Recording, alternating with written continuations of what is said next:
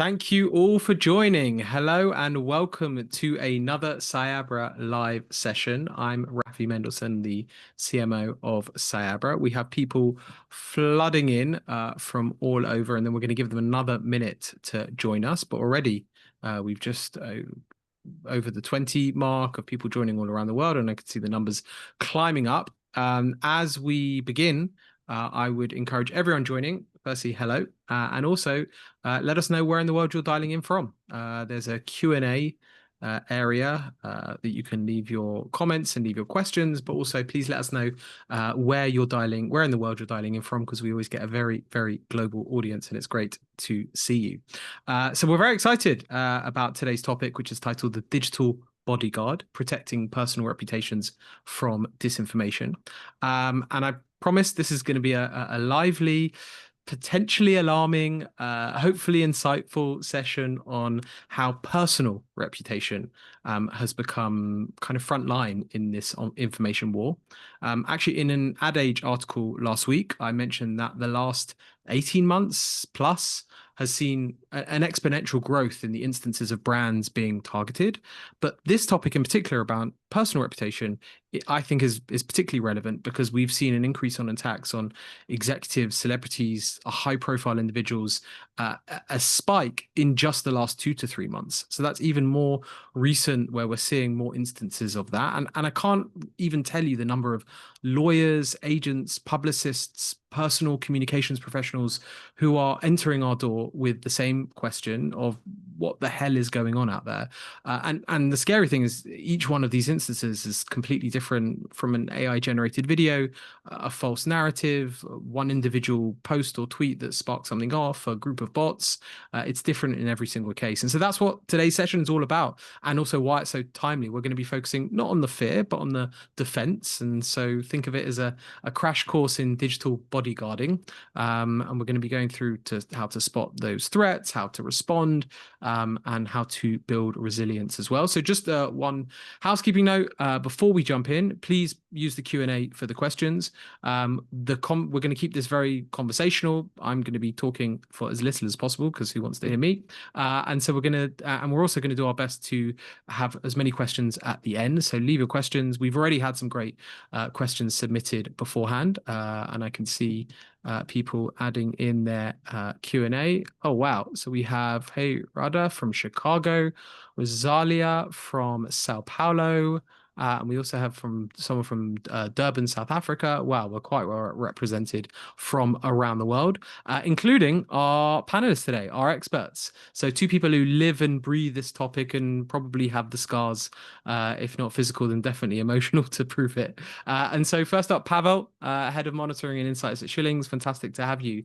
And Pavel leads the firm's intelligence and counter disinformation work, combining all of the legal precision with the digital forensics, where he is really an expert on. Pavel's helped clients before around the world, including Google, Microsoft, Nissan, Unilever, and now he helps Schillings' high-profile clients anticipate threats and navigate the kind of reputational chaos most of us only read about or don't read about in the news, as the point is. And Simon Patterson, great to have you with us, co-founder of Infotech and former US head of counter disinformation at the communications agency Edelman. And Simon's also advised leaders from NATO to the boardroom on how to tackle disinformation, cognitive warfare, and high stakes crises around reputations around the world. And so welcome, both of you. Really fantastic to have you with us today. Before we dive in, just tell us where in the world, the same question that I'm going to ask you as I've asked our guests, our attendees, where in the world do we find you today? But also, but just to put you on the spot, what makes people panic call you at 2 a.m.? Pavel. Yes, I'm based in London. Hi, everyone. I mean, what makes people panic at 2 a.m.? I guess it's that kind of dreading scenario always happening on a Friday, depending where you are in the world, I guess, right? But, that awful tweet that can, sparkle and go viral, or whatever that kind of situation might be, and you never really anticipate it. So to me, it's always that. And there's a reason for that. Since my Edelman days, it's, the Friday afternoon, it's always kept empty for that particular reason.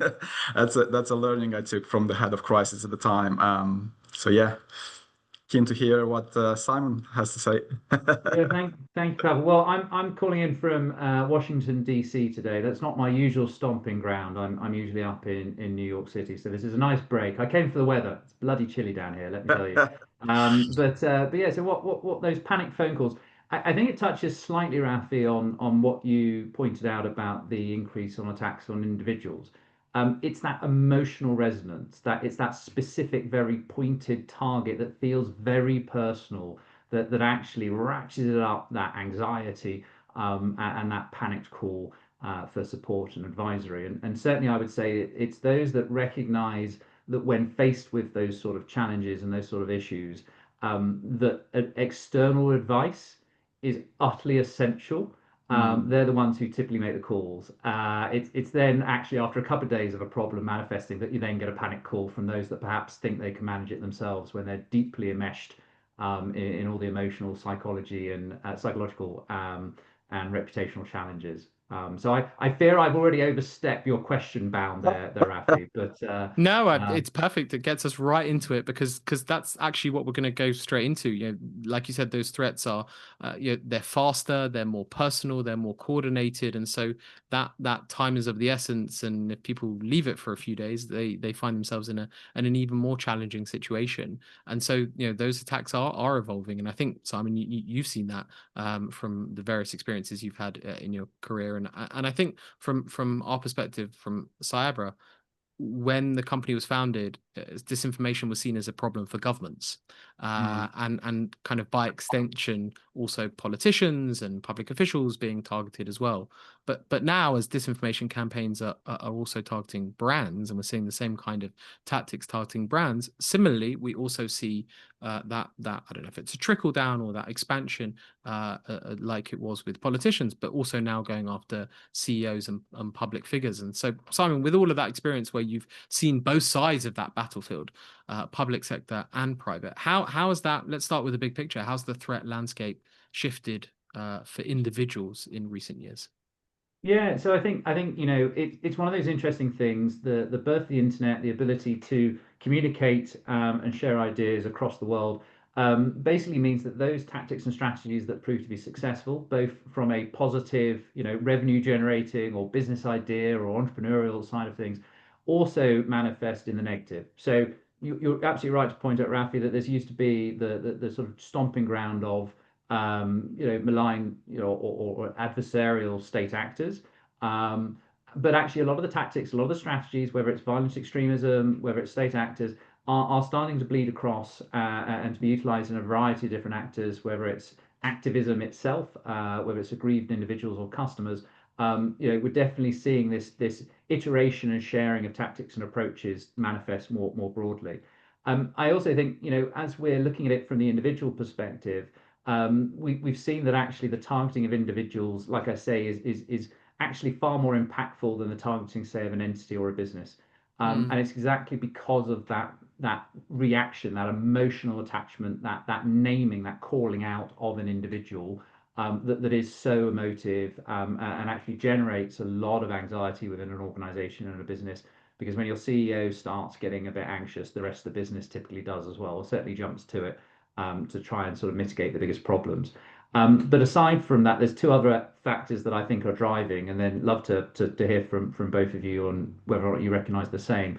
The first one is technology. Again, can you do a call without talking about AI? I'm not sure you're allowed to. I think is it a government policy? I don't know, but everyone has to talk about AI now. But certainly, AI in itself, it's created this ability to scale these sort of attacks in a way that is unprecedented, both in terms of the level of sophistication and also the volume that you're able to operate at, but also the rise of LLMs.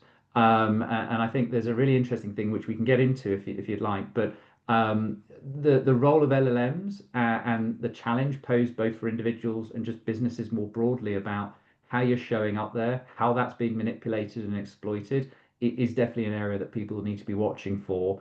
And then you said we weren't going to be sort of lingering on the threats and the nightmares, Rafi, but when we move to agentic, when we move to agentic AI and you've got automated agents now operating in this space, that's where it's going to get really messy very quickly. And the last point I'll make, sorry, I'm a bit chatty today. The last sort of wider sort of big factor that I consider is the societal one.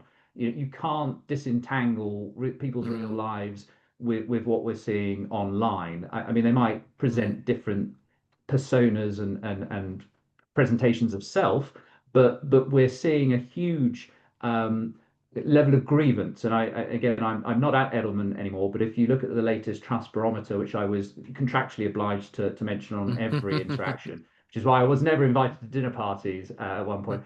But really, we're seeing 6 out of 10 people across 28 global markets feel some level of moderate to high level of grievance, and it's this feeling of being left behind, this disjoint between those with power and wealth and influence, which is kind of broadly what we're talking about when we're talking about individuals being targeted, coupled with the fact that 4 in 10 now believe that using what we termed hostile activism, everything from spreading disinformation to doxing to threats of violence online, these are all seen as legitimate means to try and facilitate some form of change. And I think, when you're faced with that societal shift, when the expectations and the norms have shifted so rapidly as they have over the last couple of years as to what is deemed acceptable online, with arguably less policing, you see all of this coming together, which is probably, Rafi, why you're seeing that uptick in targeting across Cyabra. So you've outlined perfectly the scary recipe and ingredients for what's forming to be a dramatic increase in the instances and the opportunities, and then the reflection of society, as you said. And I particularly like the point you made about, when it comes to brands, people talking about companies. Okay, you can get emotional about it. People are invested in them, but when it comes to individuals, the way that individual, especially if they're being impacted, is much more emotive, much more personal. And Pavel, you see this up close, whether it's individuals or brands. What would you say has changed in the way that clients think about that risk that's being posed for them on a personal level, on a digital forum? Yeah, definitely, Rafi. Thank you. Really good question. So I think the short answer to that is, based on my observations, kind of the client's concerns have evolved from a much more kind of technical angle to a much more narrative angle. And what do I mean by that? So, a couple of years ago, most of the conversations were about hacking and how to stop someone from hacking into our accounts, right? But nowadays, the bigger concern is about how to stop someone from hijacking and kind of our identities or reputations online. So I guess there's many reasons for that shift, but in my opinion, kind of the main element to that is really the fact that the tools for creating really convincing false content have absolutely exploded at an unprecedented kind of pace and scale, as Simon was saying. So, creating deepfakes, AI-generated voices, fake social profiles, have become so cheap. They spread really fast, and they are more and more credible and believable, I guess, as well. So I was reading recently about a case where a CEO's voice was cloned to trick the finance department into wiring millions into fraudsters, right? So that's just mesmerizing and mind-boggling. Or in my line of work, we see top executives. I mean, a lot of us probably have seen this in our social media feeds, where executives or even celebrities are used in fake ads, to lure people into kind of engaging and investing in bogus deals, and in cryptocurrencies or fake, betting websites and things like that. So the problem for me is that kind of these attacks don't just kind of steal money anymore, right? It steals the trust in these people, which is kind of linking back to that emotional and kind of what triggers that as well. So again, kind of to emphasize that, for high profile individuals and their businesses, the key risk here is that one single tweet, that goes viral can just literally rewrite the whole narrative about who they are. So the key problem there as well is, once that kind of narrative spreads online, is really hard to kind of contain it, even though it's false, right? So considering kind of all the things above, I think there's a couple of key things that I see clients coming more and more to us with. So the first thing is they want to kind of know exactly what's being said about them, ideally in real time across all platforms, right? So that includes social media, forums, fringe, even dark web as well. They want to validate and verify kind of the accuracy of the content. Is there a quote that, has been taken from somewhere, them saying something, is that correct or factually incorrect or things like that. And they need a really clear and fast plan to act and react, whether that's, taking down harmful content, issuing a statement or engaging platforms and regulations, right? So to kind of respond to those demands and needs at Schillings, we came up with kind of a practical framework as well, just to kind of implement that in practice. We call it the 5Ds. And like, I guess we start with define, which is kind of the most obvious step, right? We identify the issue, we map the threat, we assess the impact, evaluate how it might spread online as well. We go then into the dispute, where we challenge and remove false harmful content using legal or platform tools or notices and things like that. Dilute, where we add content and positive narratives to reduce the influence of that misleading content online as well. We displace, where we promote credible content to push harmful material kind of out of the view in the search and the social feeds as well. And the final step is deter, which is kind of more long term, where we kind of build the resilience for the clients, just by communicating consistently and transparently across various platforms as well. So I guess just to kind of wrap up my line of thinking here, I mean, there's no doubt, of course, that majority of executives recognize the kind of the threat of disinformation, right? There's so many studies out there kind of highlighting that, but a much smaller proportion of the executives kind of feel genuinely prepared or confident in their ability to kind of respond and really whether when a campaign like that might occur. So unfortunately, kind of simply recognizing the risk isn't enough to kind of close the gap, right? Like what it's really needed is to be proactive and kind of proactively investing in planning, building kind of that robust response framework, and even kind of regularly testing it and making sure that those techniques are effective when kind of the time comes, really. I think, Rafi, we could probably just draw it there because I think Pavel nailed it. I think so. Yeah, I think so. I gave you all the answers. Well, often the question we're often asked is, okay, what's next, or what's the framework, or how do you think about it? And I think that that's a really useful. I made a note of that. I'm just going to repeat that out as now the 5Ds: define, 5Ds, dispute, dilute, displace, and deter. Did I get them right? That's correct. Yes. Fantastic. But I also, Power, I found it so interesting because firstly, that an organization like Schillings is really leading the way on this, and the fact that an organization like Schillings even has to come up with a framework around that, and how there are different stakeholders involved in approaching this in different ways, and I really like the way that you frame that. But also as well how you said that the evolution from yesteryear was maybe it was more cybersecurity or more hacking by nature, and now it's taking place out in the open, and then the demands on the speed because of that. Maybe things no one knew about it. Hacking took place, it was all kind of done behind closed doors in the shadows, in the attack and maybe the response as well. But actually now it's happening all out in the open, and even more so, you use the word virality. When something goes viral, it must be even harder to track it and to stay on top of it and follow the framework of the 5Ds.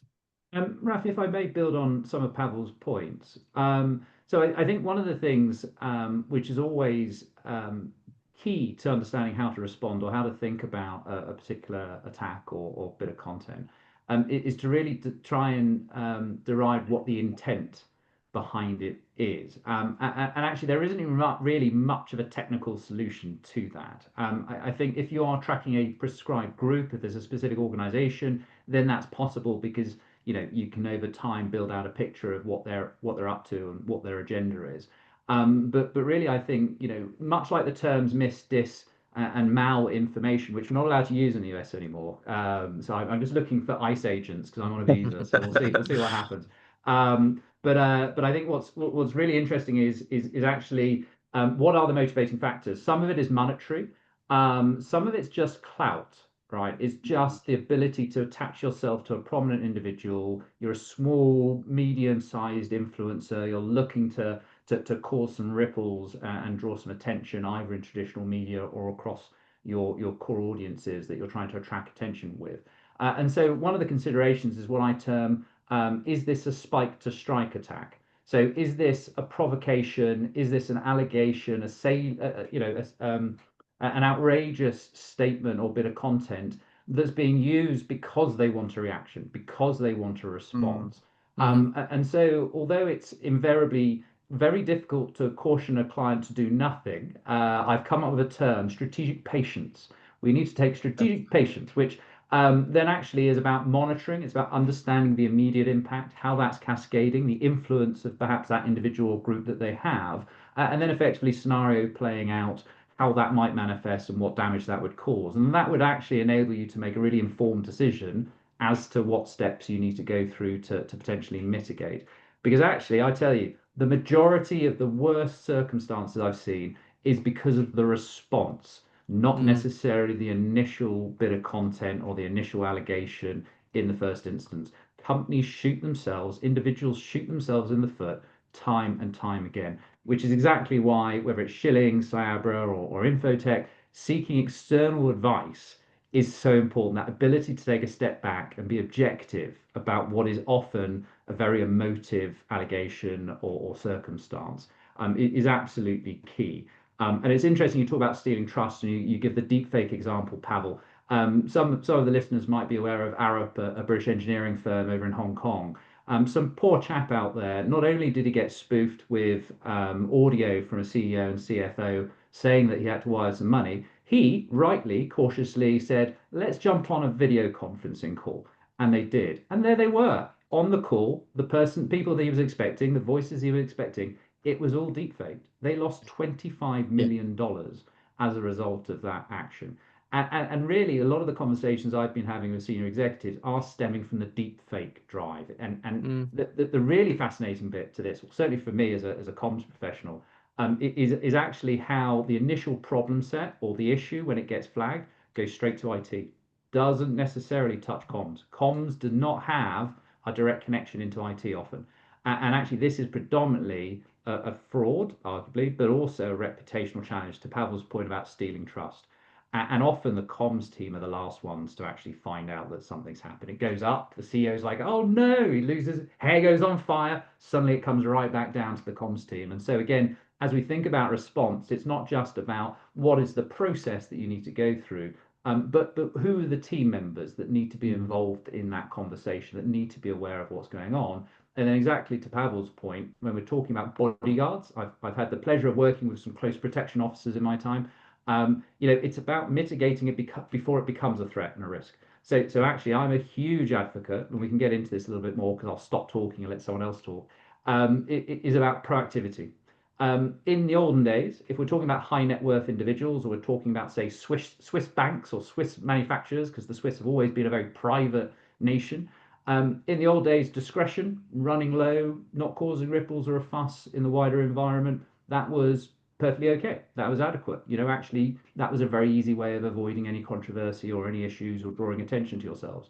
Now, it's not a zero cost. Now it is a considered risk. It is a risk to not be present, to not have a narrative, to not be out there in the digital realm with something that's defensible. And so really it's about being proactive, about understanding where you sit, where you could get dragged into, where that could come from, which talks to obviously Cyabra and Schillings' work in that understand phase, in order to then preload. Let's start building out a narrative, let's build some resilience. Because the moment you treat this sort of thing like a light switch that you can just toggle on and off as and when a problem surfaces, you will fail. You will fail. You'll mitigate, but you won't manage. And I think the majority of those on the call today are probably wanting to get ahead of this. Because again, if you're not advising your CEO on how to get ahead of this now and something happens, questions will be asked. So I'll just end on that really bleak note. Well, I think a lot of people who have joined the call today will have maybe raised an eyebrow to when you say that it's often the comms people that hear about this last. And I think that that's a really interesting point. And we are potentially seeing that change. Obviously, it's different in each situation.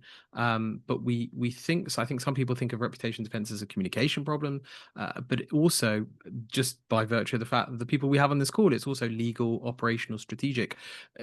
I don't know if our audience has seen it yet, but Gartner's actually just published a book titled World Without Truth. Excellent. I'm about a third of the way through the book so far. It's just come out, but they cover the industrialization of disinfo.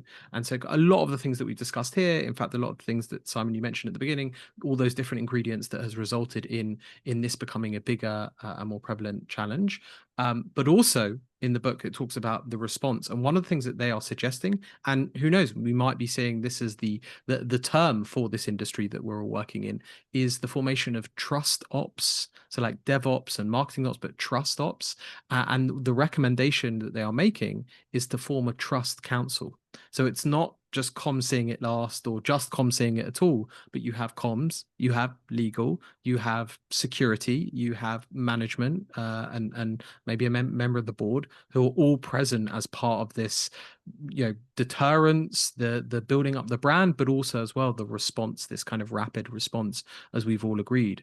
And so that's interesting in terms of us keeping an eye on if that takes a hold in terms of the trust ops and trust council, but also as well the roles, the stakeholders that inside organizations that see themselves as being involved in this. But when it comes to that kind of rapid reputation, Pavel, I'd love to get your thoughts from the legal world.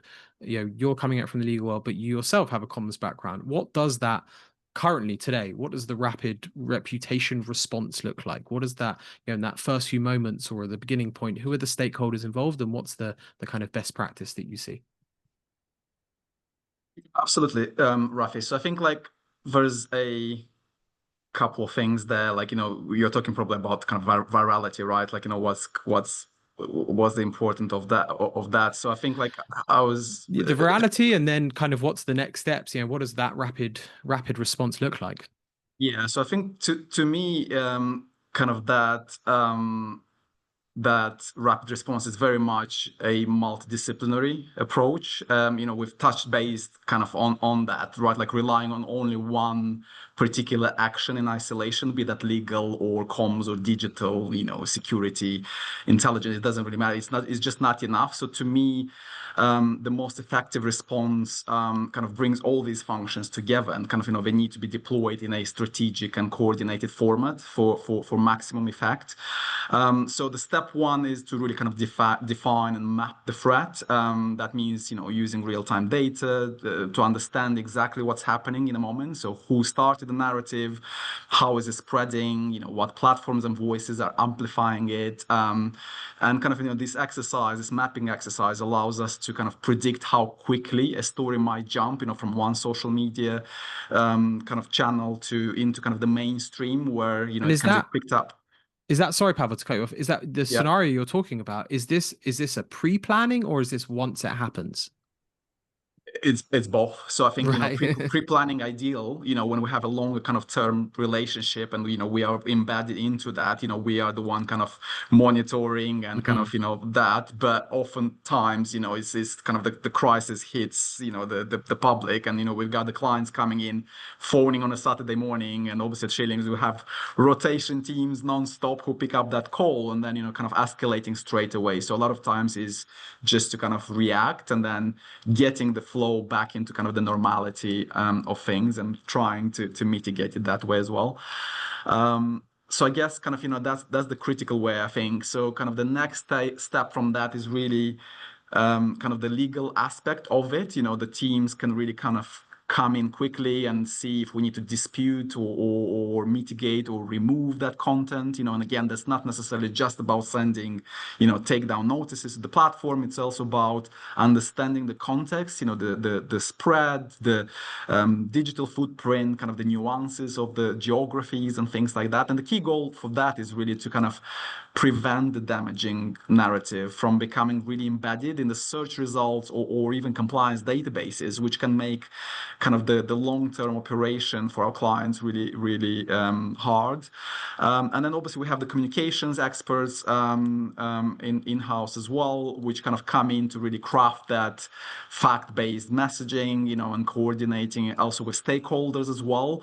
And we kind of create a positive narrative, we engage with credible voices to kind of dilute that environment and really displace that type of the content. And that might take different shapes and kind of ways of doing that, either publishing explainer videos or, engaging satisfying customers sometimes, or activating allies who can also engage and speak authentically for the clients. And again, the goal here is for anyone who searches for the company or that particular instances to see both kind of the issue, but also the positive and the kind of the credible narrative alongside as well.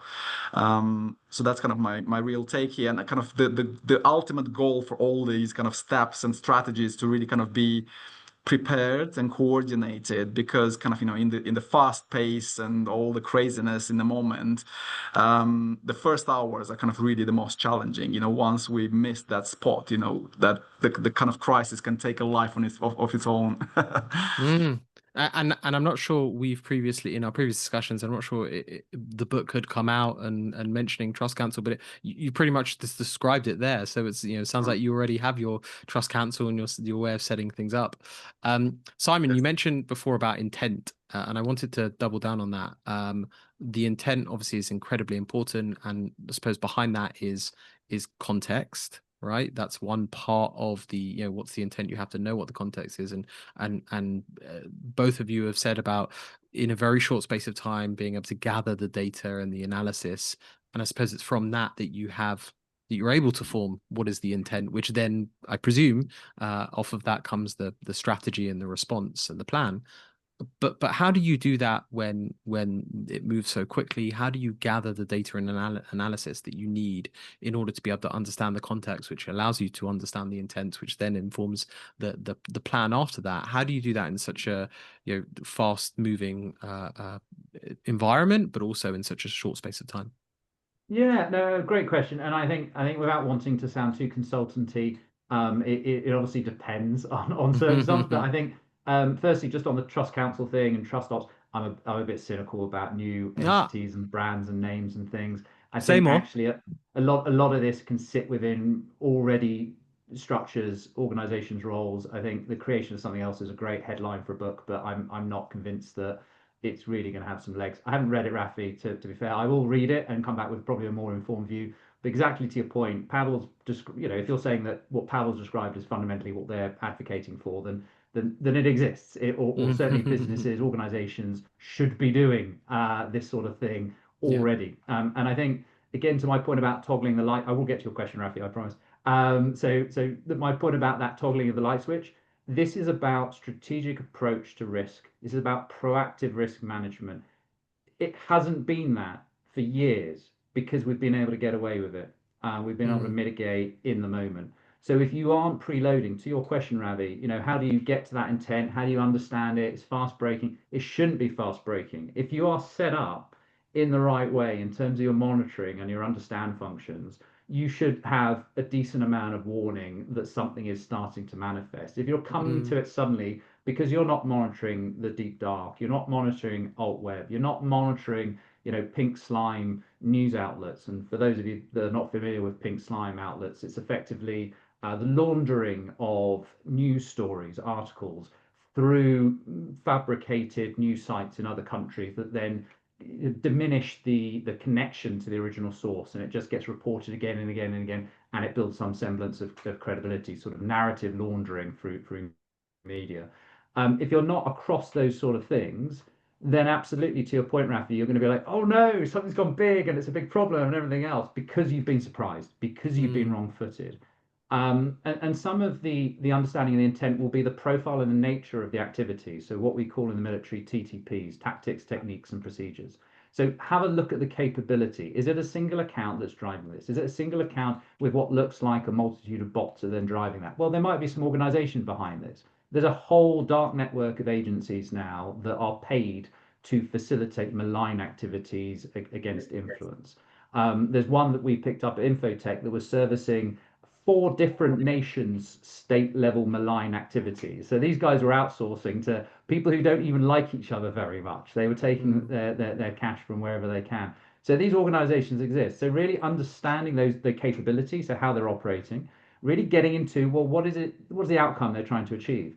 Every time you see an announcement of a CEO change, you see a change in the stock price, right? So again, there's monetary now. With the rise of retail investors, we can't rule out the financial implications of this, whether or not someone's trying to monetize their social accounts and draw attention, or whether or not they've actually got a trading position on something which isn't going to show up on the SEC because it's so small stake that it's not going to show, but it will be beneficial for them. So there's a whole multitude of motivators that we need to think about in that intent piece.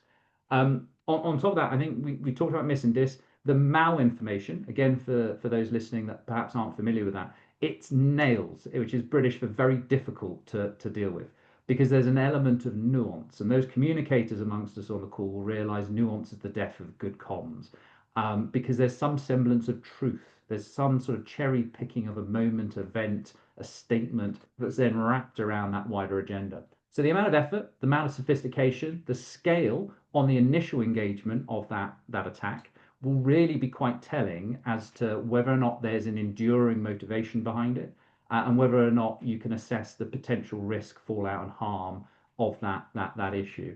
And part of it as well is actually what I call making sure you've got your Susans and Bobs. In the online space, if you are a brand that's being attacked, if you're an individual, you're defending your CEO, you're defending one of your senior executives, you are just one voice. And you're a voice that will be met with a high level of cynicism because you will be viewed as having a vested interest. And you're the corporate entity, you're the man, you're the power, again. So there's very little sympathy that will be given to a CEO of a major corporation. And so unless you have your Susan and Bobs, and this is in reference to a bit of research we did in the Trust Barometer last year at Edelman, where it identified that experts were as trusted as people like me. Yeah. So if you're not broadening the defense space in terms of the number of voices that are coming to the defense that are talking on your behalf, you are already again on a back foot. So what I say in terms of Susan and Bob, Susan PhD is what we are, corporates, experts, advisors, but you need your Bob from the bar. If your Bob from the bar isn't also coming out on your side, you're going to struggle, because more people will rally to the let's stick it to the man type narrative than is going to defend someone who has obvious power, obvious wealth, obvious influence. It's just not going to wash. So again, it's about making sure you've got your ducks in a row, making sure you're monitoring in an appropriate way, making sure that you do that proactive, strategic assessment of your risk. What are the narratives that could be most damaging to our senior executives? What are the most damaging narratives to our business, our brand, our reputation, to trust? And then you preload all your messaging that goes out the door. It doesn't have to be new, but actually your marketing, your comms work, there are elements that you can indirectly start to build resilience and proof points within your external messaging as part of your normal programming and your content calendar that can then be signposted back to. Because the moment that you start doing a more concerted engagement of your key stakeholders and audiences by sowing the seeds, that actually if a narrative finds its way into important stakeholders and groups that your senior execs or high net worth individuals care about, they're already going to go, well, actually, that's nonsense. I heard that they do this, that, and the other over the last couple of years. They've been constantly talking about this. How can that possibly be true? And that gets to the other point about mapping as well, which is actually don't just focus on your core audience. Focus on who's influencing that core audience. Marketing and comms teams will always traditionally focus on where you're going to be able to generate more customers, generate more revenue, so you can demonstrate a really solid ROI on that activity, and rightly so. But there is a second and third order of influence that's impacting those groups, that actually, if there's a malicious statement about your CEO or a high net worth individual, they're going to care, not only because of their own personal reputation, but because of their friends, their family, the communities, the circles that they move in.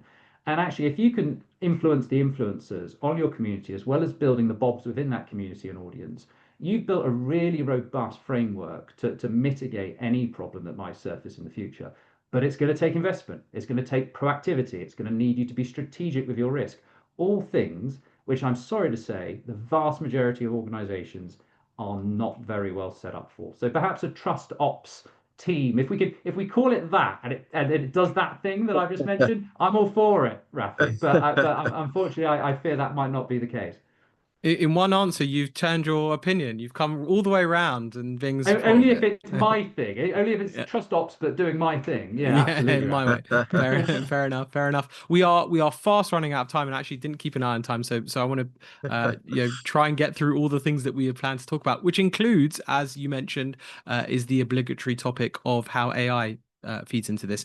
We don't need to. We've already covered, and we don't need to go to any great lengths to talk about how people see AI as the villain, not just the hero, and how AI is being AI tech. Agentic agents coming along as well. We're starting to see the beginning of that, but the LLMs being used and the underlying technology to be able to. And it's not just the content creation. We spoke about deepfakes before. It's at every stage, and I always try and encourage people just to not just think about it in terms of deepfakes, but it's the creation of of an account. It's the creation of the profile, the automation of the patterns and the behaviors, even just the text, being able to, if English was your second language, then that was a big stumbling block before, but now you can use it just for the text part of the content as well. So in terms of AI, but Simon, you've been looking at AI models that for good, right? That map influence and behavior, that give you the context and give you the data in order to inform the insights. I'd love to hear more about it. Yeah, absolutely, Ravi. I'm a man that has a quite significant hat stand, and that is actually part of one of the other hats that I have outside of Infotech, which is Boon, which is effectively the ability to use psychometric models to ascertain sort of key reactions to events or moments or messaging, or just an understanding and a comparison between groups and individuals. And I think one of the pieces that often is missing is good audience analysis, good understanding of actually the groups and the individuals that are partaking either as part of your key stakeholder groups or as part of the attack group, the ones that are looking to cast aspersions of your reputation. And I think there's just often a laziness of over-reliance on the classic metrics that social is able to generate, beyond an understanding of things like psycholinguistics, so the ability to derive psychological insight from the actual formation of texts and structures using sort of embeddings and semantic clusterings, etc. It's all very technical, way beyond me. But yeah, I think actually this is where we need to head. If we're going to ensure that we're engaging in a meaningful way, we really need to think not only about how technology can enable that, but also in terms of how we can think about a difference of approach. And one such way isn't just being tailoring our message and our content in a way that's going to resonate as much as possible with audiences. It's also how we engage with those audiences. I don't know how many on the call have looked at how Chinese companies operate in their own market, but they will have a different user handle for different audiences for different products. And so, as opposed to having the one or two handles that a corporate brand might have in the US or the UK or Europe, they might have 40, because they recognize that different communities want to hear different things from the brand and they want to engage in different ways. And I just think we're incredibly limited and limiting in the way in which we're thinking about engaging our audience. And so again, I'd advocate a shift in terms of strategy, in terms of channel, which is now enabled by better AI workflows, as well as content creation, again, AI workflows, as well as a better understanding of our audiences. So I really think there's some huge opportunities that if people aren't already exploiting, should definitely be thinking about in the future. Thanks so much, and we've ticked that box of AI, although would have been nice to have had more time to spend on it. And we fast run out of time. We could have doubled the length of this. I'm not sure. I'm not sure it'd be anyone other than the three of us still talking, but Exactly. but we could have doubled length. But so there are questions that were asked beforehand and were asked today that we didn't get to. Some of them that have been asked before and on the call today, I think we actually have addressed as part of the conversation. And so, but before we leave, maybe just kind of a 20-second answer from each of you of if you could give, and maybe it's some of the things you've already covered, if you could give us a single piece of guidance or advice to an executive or a public figure about protecting their digital reputation today, starting today, what is it that they could start doing today? What would it be? Pavel? So I would say just don't stay silent. I mean, I've said it in kind of my previous messaging on LinkedIn and stuff like that. I think proactively building your digital resilience and kind of communicating clearly is really key. Like if you leave the void there, somebody's going to fill it in eventually. So it leaves kind of that space for bad actors to kind of come in and spread misinformation. I guess in kind of in the current world, just the silence is never neutral, right? Like if you don't take a stand and you don't explain your stance on some of the key societal issues out there as an executive or high net worth individual, that's going to be interpreted in one way or the other. So by being proactive, you're not just only protect your reputation, but you're actually building your trust with your key audiences, and you kind of build that extra layer before a crisis can hit. Amazing. Simon? Yeah, and I think you can take the man out of the military, but I've always approached this in the way of thinking, look, you need to gain and maintain the initiative. If you're not front-footed in what is now a deeply adversarial information environment, you are behind. You are ceding the initiative. You are reacting and responding to bad actors. So get ahead of it. Get your team to get ahead of it, because actually the more you can do that, the safer you'll be sort of moving forward in terms of your wider reputation. But I absolutely agree with Pavel over there at Schillings. I think it's really about making sure that you're set up for success ultimately, and you just can't afford to take a beat now and allow that vacuum to emerge. It's just not you're just not going to be able to operate successfully. So proactive and being on the front foot, I think we see a similar theme from both the answers, and so hopefully that's something that people can start doing and paying attention to now. We have run out of time, so thanks for everyone for joining. Pavel, Simon, thank you so much for all of the insights. We've spoken about the intent that's important to be guided by. We've spoken about how actually when it comes to individuals, it's more impactful or even emotional, the way that we even think about these problems compared to brands or governments. We've spoken about, from the technical to the narrative. We've spoken about the 5 Ds: define, dispute, dilute, displace, and deter. Very happy about that. We've spoken about Susans, but also the Bobs. And also we've spoken about being proactive. So lots and lots and lots that we've covered.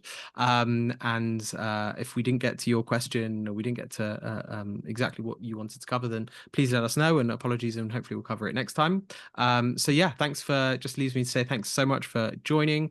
If you'd like to learn more about how Cyabra helps deal with those kinds of challenges that we've covered today, you can visit cyabra.com. We've actually just published the guide. We spoke about deepfakes. We published the guide on dealing with deepfakes, or feel free to also respond to the email with a recording that's going to be coming out in the next few days. That's also going to include a couple of questions, because we really want to hear your thoughts and also suggestions of future topics for live sessions. So Pavel, Simon, thank you so much for joining us. I really enjoyed the conversation. For everyone, appreciate your time and attention, and just keep on doing everyone carry on doing their part to restore trust in the online world. Thank you so much for joining us today. We really appreciate it. Take care. Everyone.